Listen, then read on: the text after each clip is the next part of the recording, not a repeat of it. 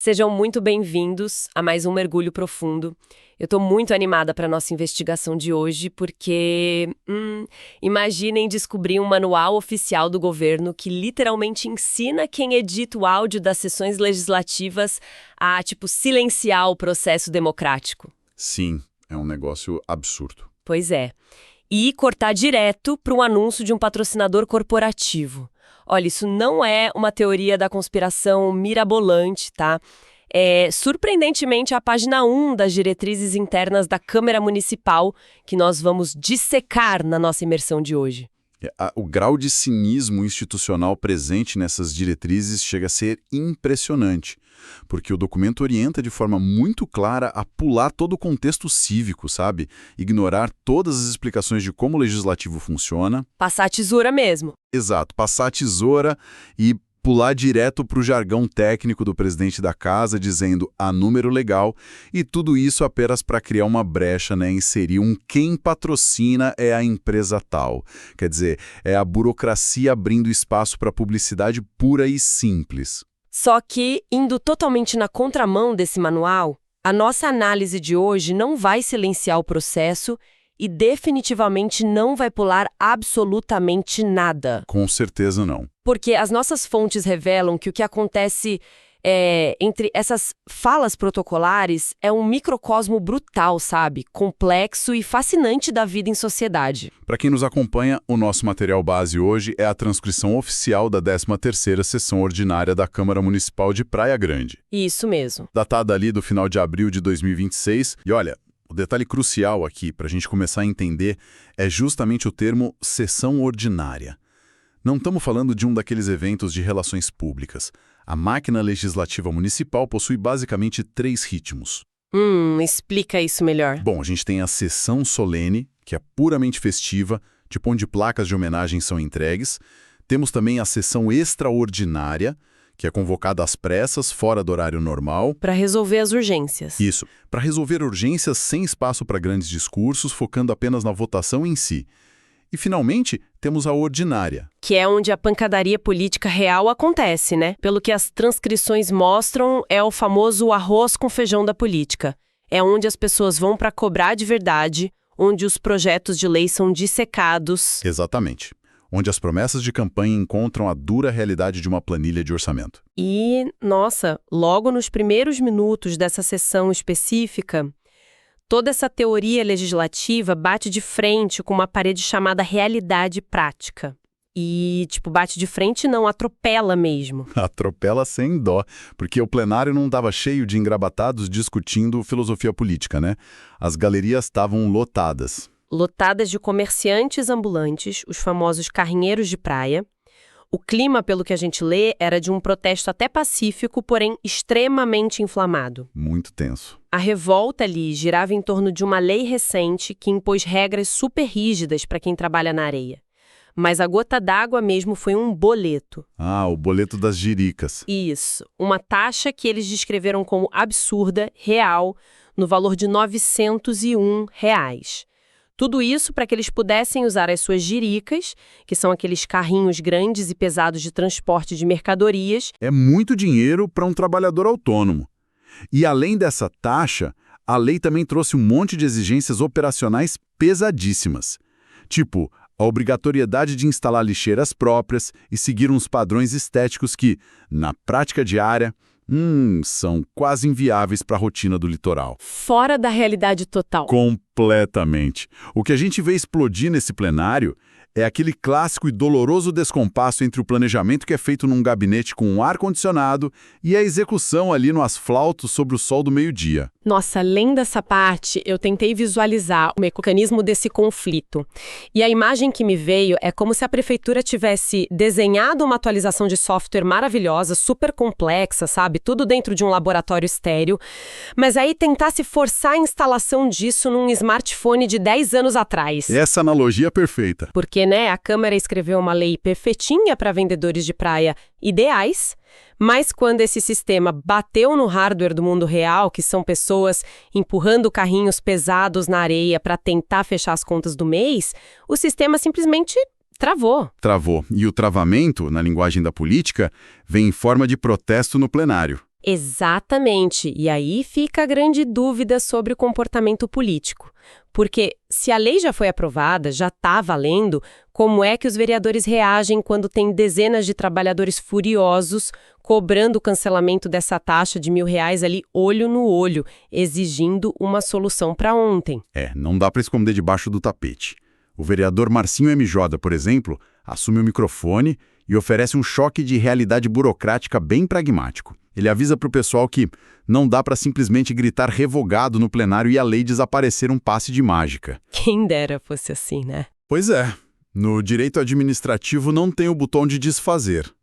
Então ele propõe um caminho real, que é a elaboração de um novo projeto de lei para alterar a redação atual, focando em tirar especificamente a cobrança das jiricas. Entendi. Mas o ponto mais revelador da fala dele, na minha visão, é o alerta explícito que ele faz para os ambulantes não caírem na conversinha de politiqueiro. Ah, aquela velha promessa de palanque, tipo, deixa comigo que amanhã eu dou um jeito e cancelo tudo. Isso.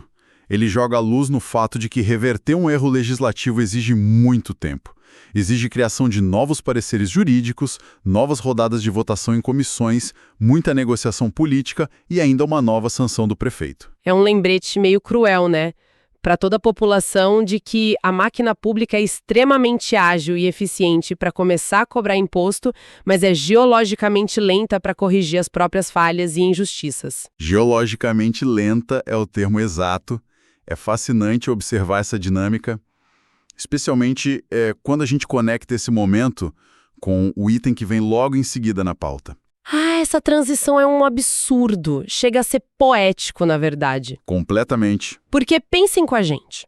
Nós acabamos de ver a cidade inteira suando para espremer R$ 901 de um trabalhador autônomo que empurra um carrinho debaixo do sol. Aí, no minuto seguinte da sessão, o plenário se prepara para debater um cheque de quase R$ 28 milhões para um monopólio privado. O contraste é gigante. Aqui a gente entra na análise do projeto de lei número 53 de 2026. Essa é a proposta do Executivo para injetar um subsídio milionário na Viação Piracicabana. Que é a empresa que detém a concessão e o monopólio dos ônibus na cidade, certo? Isso mesmo. E a matemática que a Prefeitura apresenta para justificar essa montanha de dinheiro é a seguinte.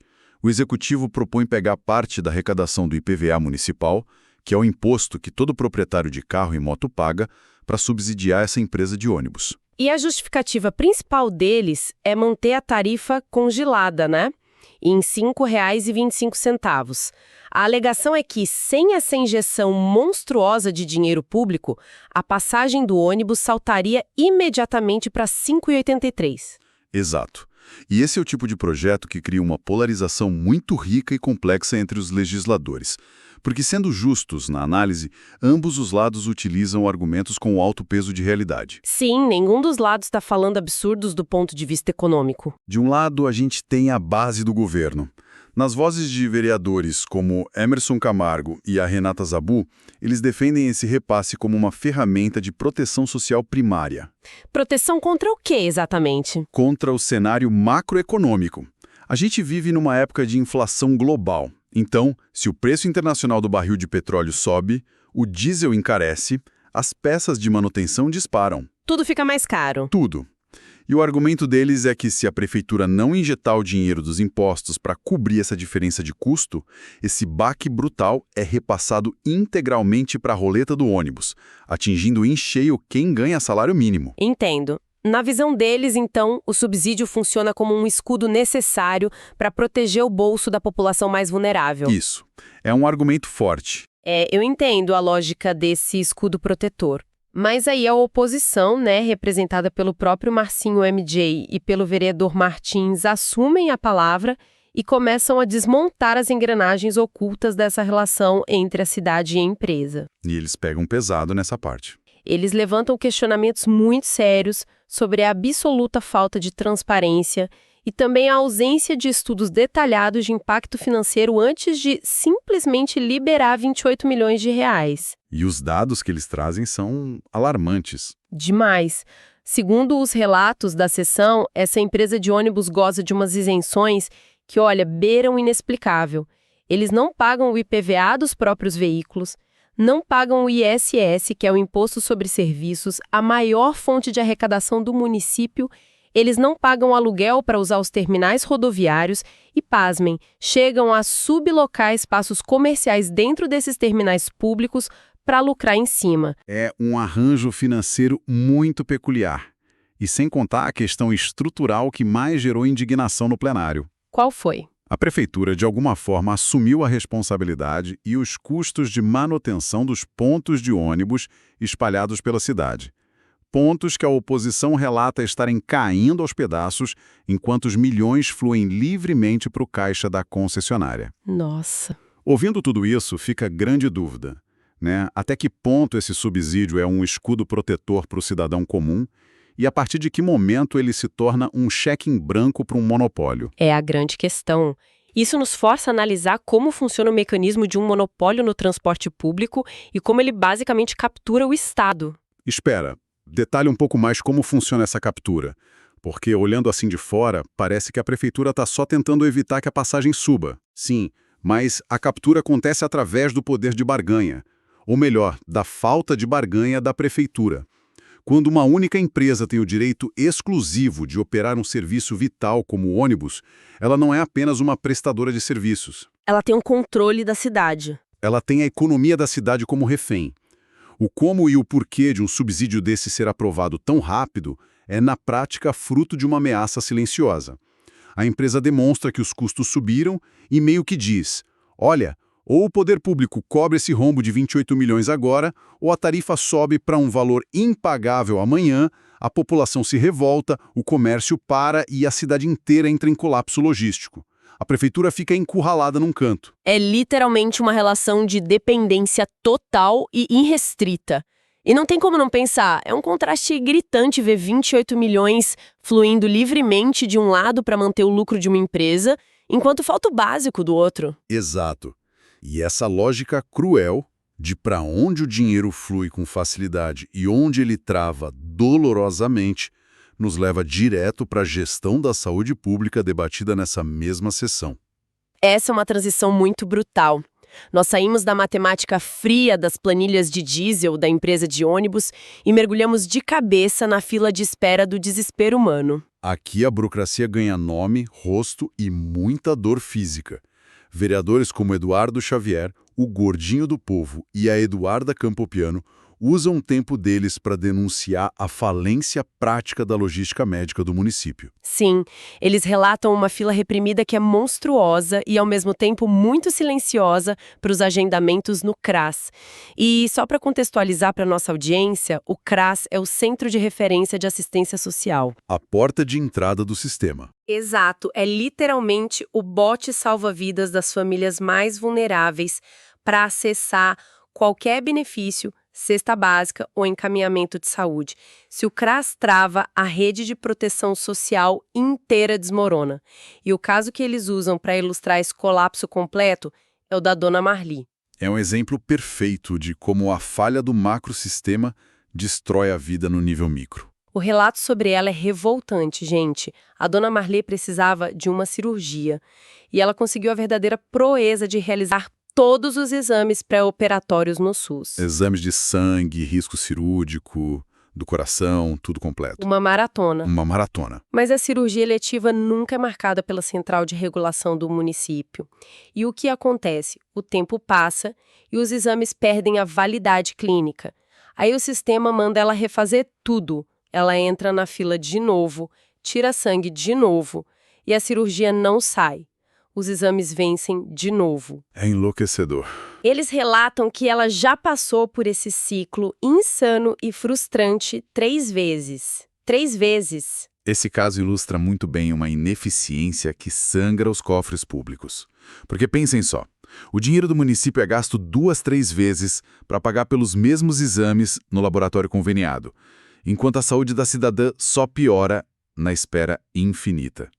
O gargalo estrutural não diminui 1 milímetro. É jogar dinheiro no lixo e brincar com a vida das pessoas. É respirando essa atmosfera de crise aguda que a Câmara entra na votação mais densa e estratégica do dia.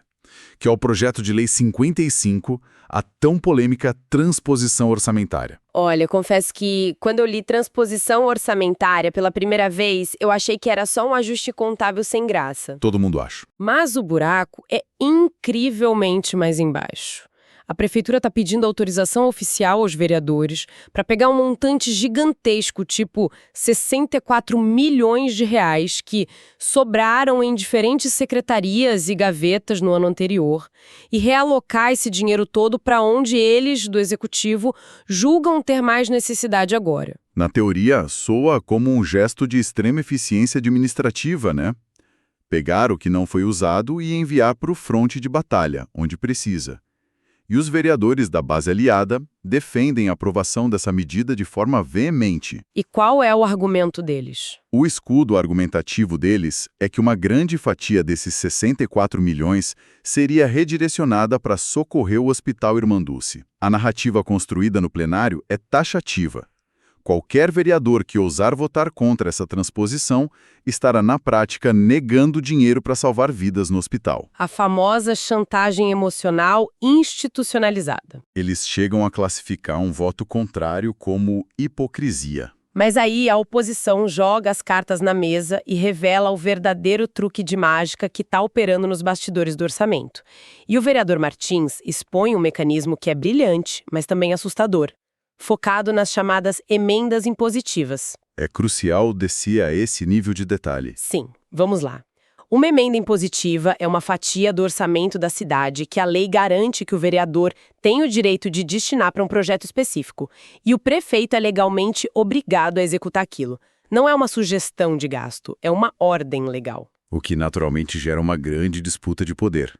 Porque o executivo é quem detém a caneta que assina os cheques e executa as obras, e muitas vezes eles não querem se curvar às prioridades definidas pela Câmara dos Vereadores. E o vereador Martins traz a prova cabal de como o executivo sabota essa ordem. Ele relata que havia destinado uma emenda impositiva de R$285 mil carimbada única e exclusivamente para a compra de vacinas contra a meningite. Uma prioridade absoluta. Absoluta. E o que a prefeitura fez? Cruzou os braços, deu uma desculpa burocrática de que somente o Ministério da Saúde, lá em Brasília, poderia realizar aquela compra, não tomou nenhuma atitude alternativa e simplesmente deixou o relógio correr até o fim do ano fiscal. E o dinheiro, consequentemente, não foi gasto. Eu acho que a gente precisa pausar aqui para garantir que todo mundo absorveu a gravidade disso. Com certeza. O executivo, de forma intencional, não gasta uma verba que estava separada para salvar vidas com vacinas, dá uma desculpa técnica, deixa o ano virar, e aí aquele dinheiro que estava bloqueado se transforma magicamente numa sobra de orçamento. O dinheiro sobra porque eles fizeram sobrar. Exato. Esse é o momento de clareza absoluta sobre como a máquina funciona.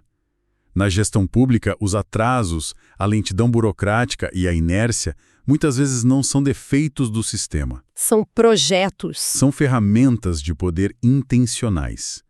Ao deixar que esses fundos restritos expirem por falta de uso, o executivo essencialmente lava a origem e o propósito daquele dinheiro. Aqueles milhares de reais que estavam algemados à obrigatoriedade de comprar vacinas ou construir uma praça perdem o rótulo. Eles caem num balde gigante de 64 milhões de reais completamente desvinculados, né?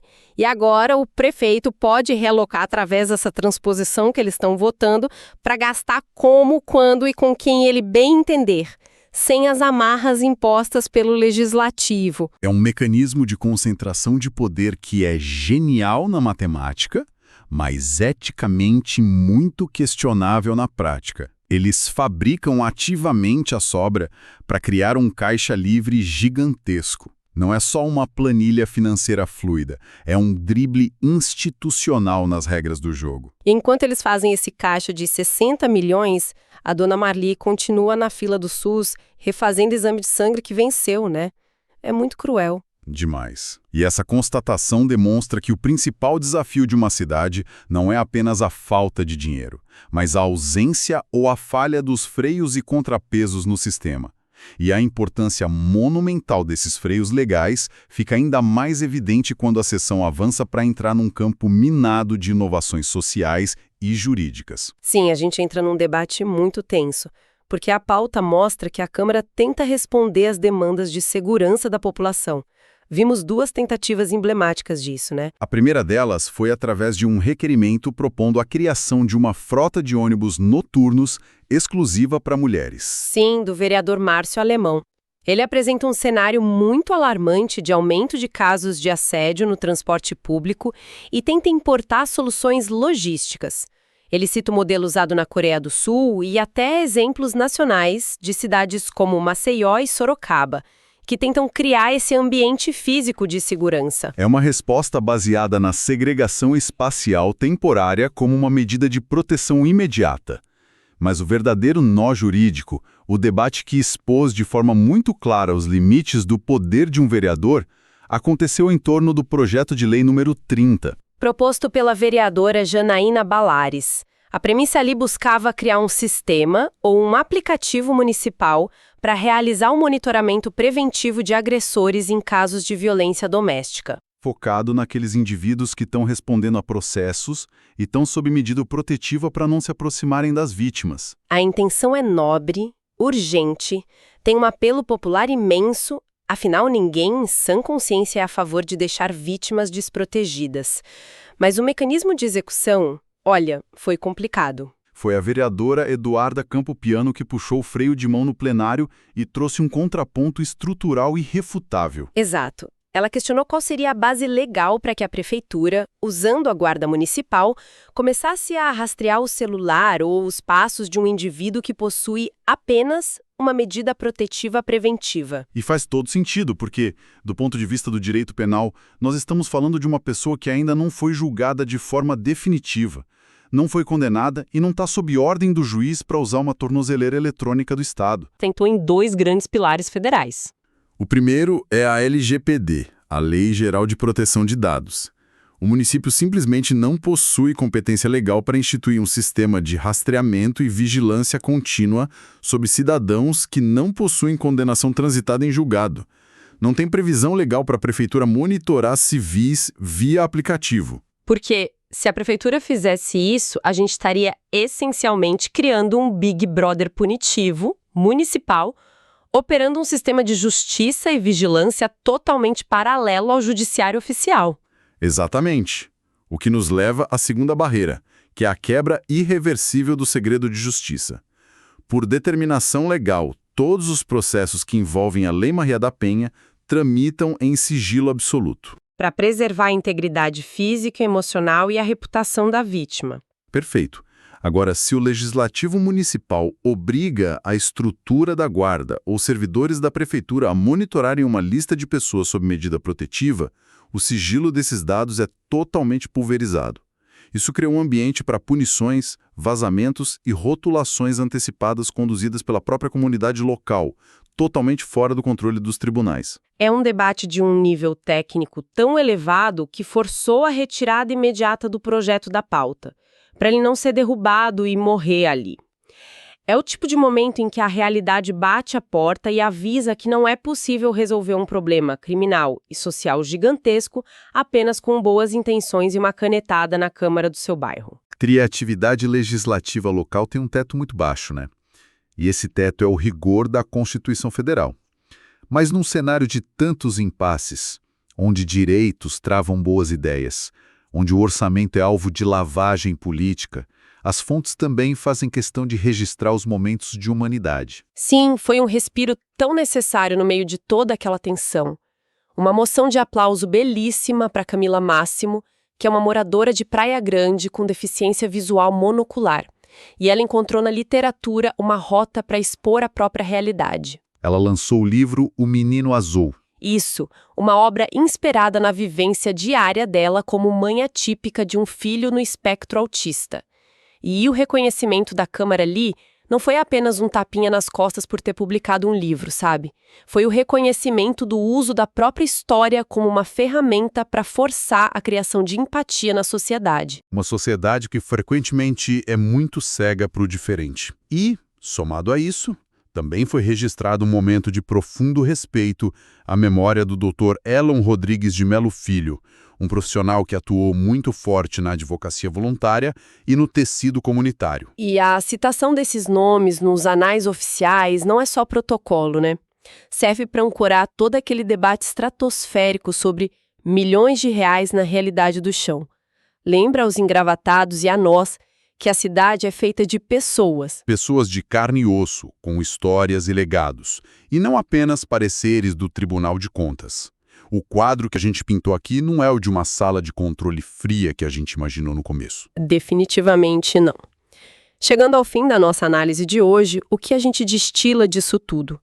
Nós começamos quase rindo de um manual interno que tenta esconder o caos da política com patrocínios fáceis. Mas ao ignorar o manual, nós esbarramos no coração pulsante de uma cidade operando no limite, onde o dinheiro da vacina vira xadrez de poder e o vendedor esmagado pela taxa da jerica vê o monopólio receber milhões sem questionamento. O que nos empurra para um pensamento final bem provocativo para todo mundo refletir ao longo dessa semana.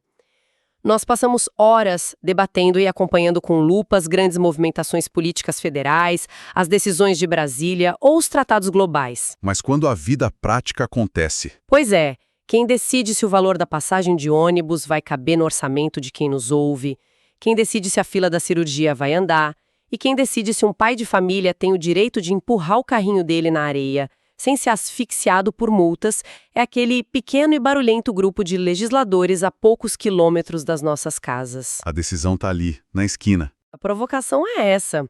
Será que a maior parte da nossa atenção democrática e da nossa indignação não estão de forma conveniente focadas no palco errado? Enquanto olhamos para longe, a realidade é decidida silenciosamente entre uma pauta não lida e um comercial de patrocinador. Pensem nisso. Um abraço a todos que nos acompanharam em mais esta análise e até a próxima imersão. Até a próxima, pessoal.